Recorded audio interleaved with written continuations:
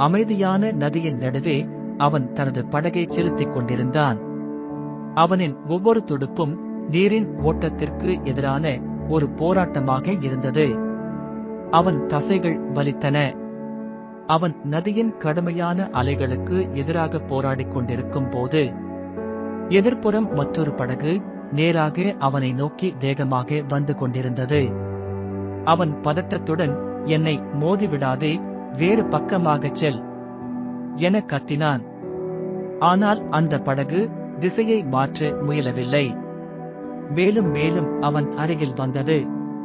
அது அவனுடைய கோபத்தை அதிகமாக்கியது.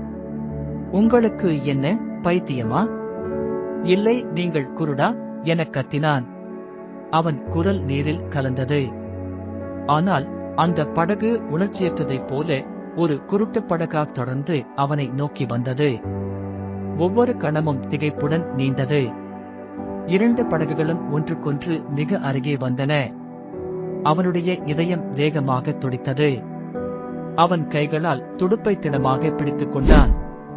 ஒவ்வொரு கணமும் கடினமாய் நகர, இறுதியில் பெரும் சத்தத்துடன் இரண்டு படகுகளும் மோதிக்கொண்டன.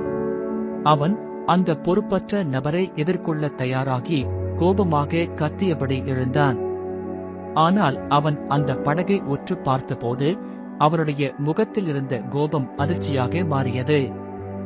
ஏனென்றால் எதிரே இருந்த படகு காலியாக இருந்தது. அங்கே குற்றம் சொல்ல யாரும் இல்லை.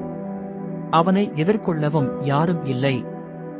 அவனுக்கு தெரிந்தது, அவனுடைய கோபம் அர்த்தமற்றதென்று. அது ஒரு காலியான படகை நோக்கி செலுத்தப்பட்டதென்று. அவன் படகில் உட்கார்ந்தான். அவன் மூச்சு கோபத்தாலும் இறுக்கத்தாலும் கனமாகியிருந்தது.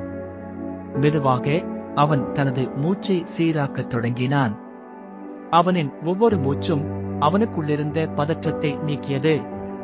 அவன் மூச்சை அவனது மையமாக்கிக் கொண்ட போது ஒரு தெளிவான மன முதிர்ச்சி அவனை ஆட்கொண்டது. அவனுடைய உணர்ச்சிகளின் குழப்பம் அடங்கத் தொடங்கியது. ஒரு ஆழ்ந்த உண்மை அவனுக்கு புரிய ஆரம்பித்தது. இந்த புதிய புரிதலுடன் அவன் தனது பயணத்தை மீண்டும் தொடங்கினான். படகை மேல் நோக்கி மிக நிதானமாக செலுத்தினான்.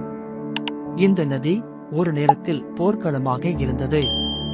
இப்போது அவனுடைய அமைதியை கண்ணாடியாக பிரதிபலிக்கும் இடமாக மாறியது.